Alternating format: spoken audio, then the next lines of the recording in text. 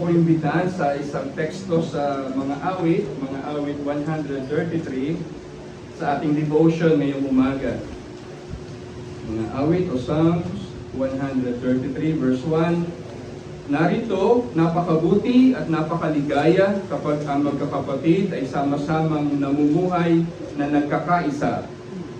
Ito'y gaya ng mahalagang langis sa ulo na tumutulo sa balbas ni Aaron, tumutulo sa laylayan ng kanyang damit. Ito ay gaya ng hamog sa Hermon na pumapatak sa mga bundok ng Zion. Sapagkat doon iniutos ng Panginoon ang pagpapala, ang buhay magpakailanman. Ang pagkakaisa ay pricey, mga kapatid. At ito ay nangangailangan ng panalangin, nangangailangan ito ng habag at biyaya ng ating Diyos. Ang pagkakaisa ay napakahalaga para sa mga magkakapatid, sa pamilya man, sa iglesia man, at sa lahat ng mga kapatirang lokal na iglesia sa tinatawag na Fellowship of Churches. Nung nagsimula ang gera sa Ukraine na sinimulan ng Russia, ang sabi ni Vladimir Putin sa kanyang paniniwala, in just 3 weeks babagsak ang Ukraine. Sa lakas ng Russia, sa mahusay niyang sundalo, technology niya sa armas, nasabi niya ang bagay na yon, in just 3 weeks babagsak ang Ukraine. Subalit, hanggang ngayon, ang Ukraine ay nakatayo at hindi napabagsak ng Russia. Ano ang dahilan? Coalition of the willing of nations of Europe. Ang nagkakaisang mga bansa sa Europa ay tumulong sa Ukraine. At yun ang hindi inaasahan ni Vladimir Putin. The coalition of the willing of nations. Nagkaroon sila ng pagkakaisa. Nagkaroon sila ng iisang adikain, ng isang simulain, ng isang layunin, ang protektahan ng Ukraine sapagkat ang pinto ng Europa ay nasa Ukraine. Iniisip nila na kapag bumagsak ang Ukraine, isa-isil silang babagsak at papasok ang Russian force. At hindi ipinahinto yun because of the unity o ang pagkakaisa ng lahat ng mga bansang ito. At maraming mga NATO ally ang nagbigay ng talagang tulong at suporta sa kanila. At nakita natin na ang Ukraine hanggang ngayon ay nakatayo sa mga oras na ito. Ganun kahalaga ang pagkakaisa, mga kapatid ko, kay Kristo. Ang ating binasang talata ay nasa konteksto ng national unity. Ang background nito marahil ay ang pagkakaisa nila bilang isang bansa sa pamumuno ni Haring David na sa kanyang coronation as King of Israel. Ang ganitong pagkakaisa ay napakahalaga. Maging sa kanyang pamilya, family's unity, sapagkat ang kanyang mga anak ay nag-aaway-away. Adonijah tried to preempt Solomon's right. Absalom murdered Ammon. At ito ay napakahalaga para sa isang pamilya, ang pamilya ni King David, ang pagkakaisa. David praised the unity of brothers and sisters in the Lord. At ito ay napakahalaga rin para sa buhay ng isang iglesia, ang pagkakaisa sa loob ng iglesia. National unity might be on the surface of this text, but the foundational unity must always be spiritual. It is among His own people in the Lord Jesus Christ. In the New Testament ay hindi tahimik ang salitang unity.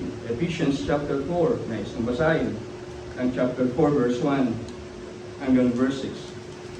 Kaya't ako nabilanggo sa Panginoon na nagsusumamo sa inyo na kayo'y lumakad ng nararapat sa pagkatawag na sa inyo'y itinawag, na may lubos na kapakumbabaan at kaamuan, may pagtitiyaga na magparaya sa isa't isa sa pag-ibig, na nagsisikap na mapanatili ang pagkakaisa ng Espiritu sa buklod ng kapayapaan. May isang katawan at isang Espiritu, kung paanong tinawag kayo sa isang pag-asa ng pagkatawag sa inyo, isang Panginoon, isang pananampalataya, isang bautismo, isang Diyos at Ama ng lahat, na siyang nasa ibabaw ng lahat, at sumasa lahat at nasa lahat. Dito, ang pagkakaisa sa iglesia ay nakasandig sa tinatawag na doktrina. Doktrina na napakahalaga para sa isang iglesia. Ang paniniwala, ang pananampalataya, ang ating Panginoong Jesucristo. Ito ang napakahalaga sa buhay ng iglesia, ang mga doktrina ng ating Panginoong Jesucristo, the Gospel of Christ. Election before the foundation of the world. Grace of God in our salvation. Ang mga doktrina, ang turo ni Apostol Pablo ay napakahalaga, subalit hindi tayo tumitigil sa doktrina. Ayaw nating tumigil sa doktrina, ayaw nating dun lamang tayo sa doktrina. We must go on, we must grow. At ito ay a practicality or practical application of doctrines, unity. At doon natin makikita kung ang doktrina mo ay ayon sa gospel ng ating Panginoong Jesucristo. Kung ang unity ay nakabase kay Kristo.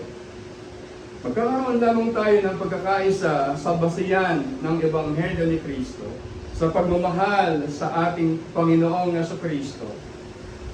At ang mga Christian graces ang gagamitin ng Panginoon upang tayo ay sumulong sa ating pagkakaisa.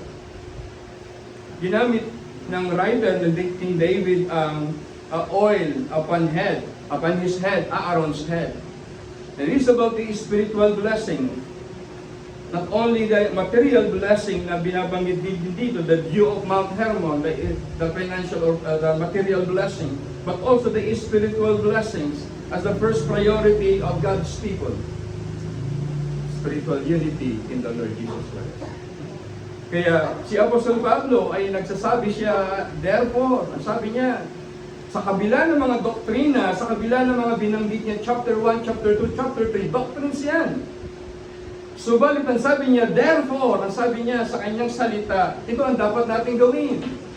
Mamuhay tayo. Sabi niya, nagsusumamba ko sa inyo na kayo lumakad ng nararapat na sa pagkatawag sa inyo'y itinawag. The general exhortation of Apostle Paul is let us walk worthy in a manner worthy of the calling to which we have been called. The general heading of our manner of life, ang ating pamumuhay, ano sabi diyan, lumakad kayong nararapat ayon sa pagkatawag na inyong itinawag. Tinawag tayo ni Kristo mula sa kadiliman tungo sa kaliwanagan, from darkness to light, from the kingdom of Satan to the kingdom of Christ. At doon tayo ay merong buhay na dapat nating isabuhay ang pagkatawag sa atin ng ating Panginoong Jesucristo.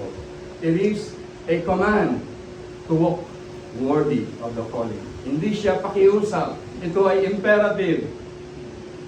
Ito ay utos na binabanggit ni Apostol Pablo na kayo'y lumakad ng nararapat sa pagkatawag na inyong itinawag. Christian doctrines and experience leads to us in a sanctifying way, unity, a desire to live a holy life. Yun ang napakahalaga para sa atin, mga kapatid ko kay Kristo. Certainly, it is right not to sin and right to live the Christian life, well-pleasing and glorifying to God. At gusto natin ng pagkakaisa. Gusto natin ang pagmamahalan sa isa't isa. Gusto natin ang tumayo sa Ebanghelyo ni Kristo. Ang manatili tayo at patuloy na lumago sa Ebanghelyo ni Kristo. Kailangan nating pagsikapan na manatili sa pagkakaisa at hindi tayo divided. Maraming mga churches ay divided. Even sa mga tinatawag na reform group ay divided. Gusto nating ingatan ang pagkakaisa. Gusto nating tayuan ang pagkakaisa. At gusto nating sumulong sa pagkakaisa. Pagkakaisa sa Ebanghelyo ni Kristo. Pagkakaisa sa pagmamahalan dahil kay Kristo. At pagkakaisa sa tinatawag na objectives of communion of churches. Kapag mayroong pagkakaisa, meron tayong magagawa. At kapag tayo maraming pagkakaisa, mas marami tayong magagawa sa kaharian ni Kristo Jesus. Purihin natin ang ating Diyos. Pasalamatan natin ang ating Panginoon. Naway tulungan tayo mag-level up sa pagkakaisa kay Kristo. Dalangin tayo. Panginoon, maraming salamat po. Napakahalaga sa amin ang ganitong usapin, ang iyong mga salita, ang ebanghelyo ng aming Panginoong Jesucristo, ang aming mga pag-uugali or Christian graces na kailangan namin sa usapin ng pagkakaisa, lalo na, O Diyos, sa aming pag-uusapan ngayong umaga, Communion of Churches. Samahan mo kami, gabayan mo ang aming puso, tulungan mo kami, O Diyos, sa aming pag-aaral, patuloy nawa kaming samahan ng iyong Espiritu Santo, at patuloy kaming magbigay ng papuri at luwalhati kay Kristo na aming Panginoon at tagapagligtas. Salamat sa iyong salita, salamat sa paalala, salamat sa turo ng mga bagay na ito. Samahan mo kami, O Lord. Ito ang aming panalangin sa pangalan ng Panginoong Yesus. Amen.